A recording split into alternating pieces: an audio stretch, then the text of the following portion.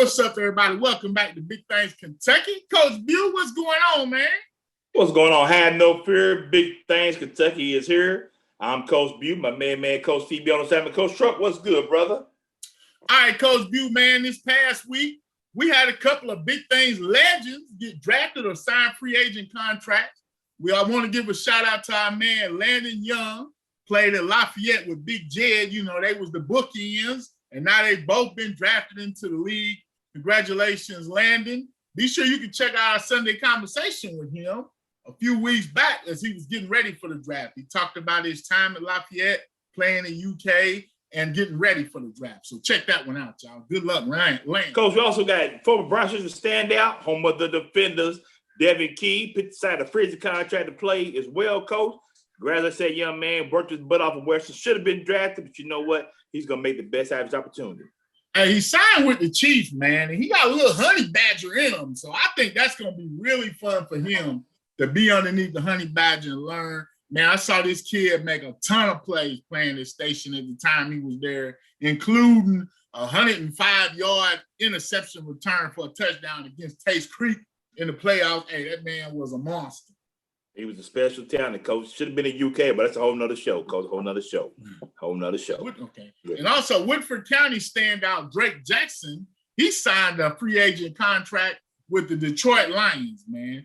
Drake moved up the draft board and got a lot of notoriety coming into the draft. Had a good showing in the Senior Bowl. Look for him to do big things for the Lions, Coach. I think he can stick.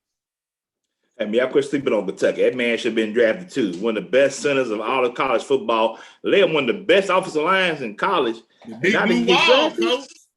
Disrespectful, Coach. Disrespectful. Put some respect on our names here in Kentucky. It's ridiculous, Man, Coach. Taking a real quick glimpse at baseball in our 11th region. Right now, who we started out the show doing the Frederick Douglass Broncos, Coach. They are leading the region, 15-3 on a 6-game winning streak, Coach.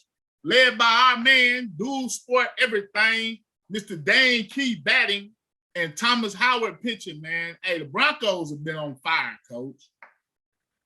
Man, great team. Coach Eddie Brooks expecting big things out of them. If we can get everybody on the same page, like they're doing pretty good. Great, a lot of talent over that team. A lot of talent. And next up in the region, we got LCA. They 11-3, man. Led by batting by another name we're familiar with, Mr. Will Vernon doing his thing batting, and pitcher, everything pitcher, top pitchers in the state, Mr. Jackson Davis. Oh, my guy Will Vernon, who's 2 sports star, did his thing on the football field, Coach. I'm looking forward to having them cats on the show. Yes, sir. Then coming up third, we got Madison Central, man, balling as usual. They're 8-1 out of their last 9 games. Led pitching-wise by Bradley and Brandon Anderson is their top hitter at the plate, man. So followed up by Lafayette and Great Crossings, man. Hey, like they said, we got great baseball going on in the 11th region, man. When we get ready for these districts and regional tournaments, man, it's going to be all out, Coach. So who knows who's going to take the 11th. Absolutely, Coach. And on the other side of softball, of course, we got Lafayette doing their thing, only one loss to Anderson County over the season, Coach. And when we get a chance to sit down with their star pitcher, Trinity Bridges, Coach. Here's that interview here.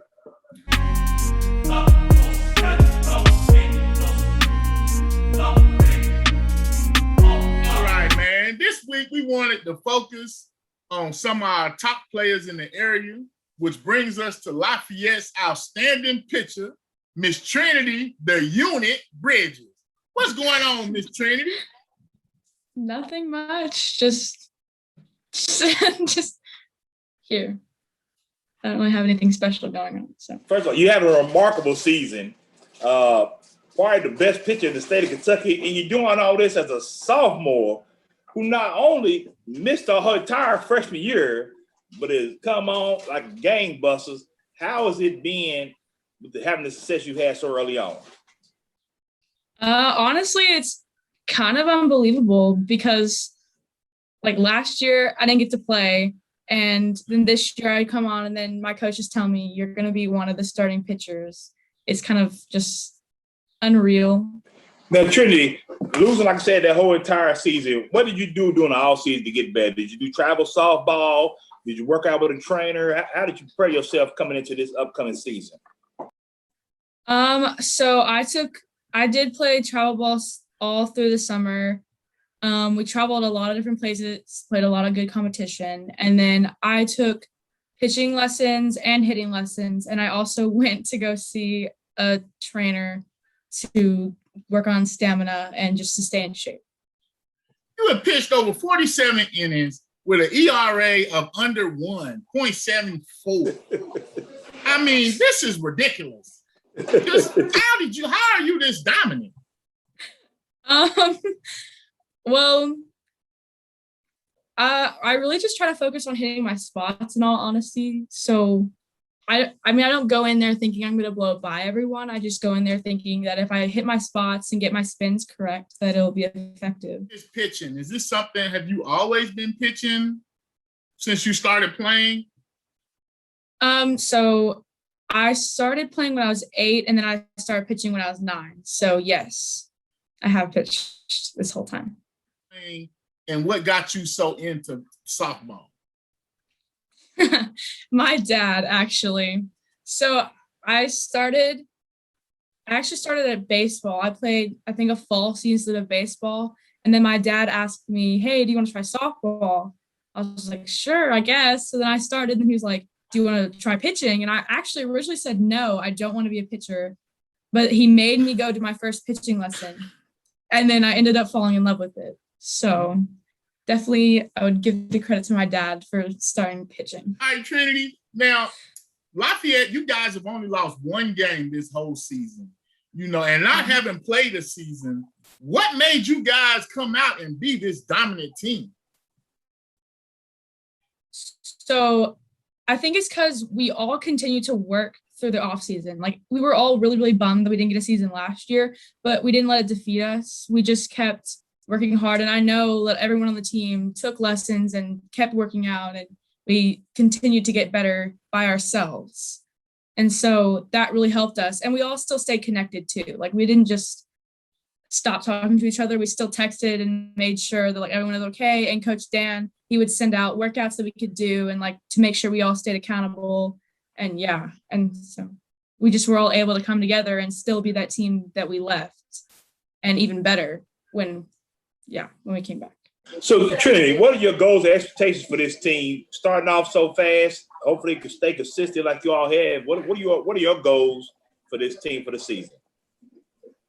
Well, obviously the one big goal is to make it to state. I don't know how many, I don't even think we've ever made it to state, but I know that last year we won districts, and so it'd be really amazing if we won region and then to eventually make it to state, because that would be huge, especially for our seniors this year with this whole COVID thing. And obviously I'm a sophomore, so to make it to state with only my sophomore year, that'd be incredible.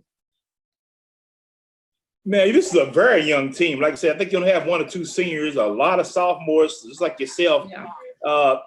Is Coach really put like expectations on you all being a young team? And I mean, the sky's the limit for you all. Yes, he continuously tells us that we could go so far if we keep working hard, that we will get there. As far as like your aspirations after high school, are there any colleges looking at you? So far since I'm only a sophomore, no college coaches can actually contact me and talk to me about anything.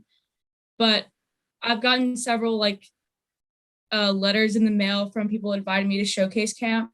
Mm-hmm. And I have emailed several coaches as well, like just letting them know how I'm doing and that I'm interested in going there. But that's pretty much it for that.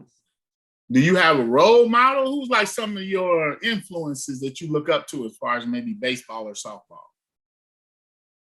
I guess one of them would be Montana Fouts, because she actually played, like we've actually played against her. Like I didn't know her personally, but just to see that she just started off like I did, and then she's this amazing pitcher now, and everyone knows about her.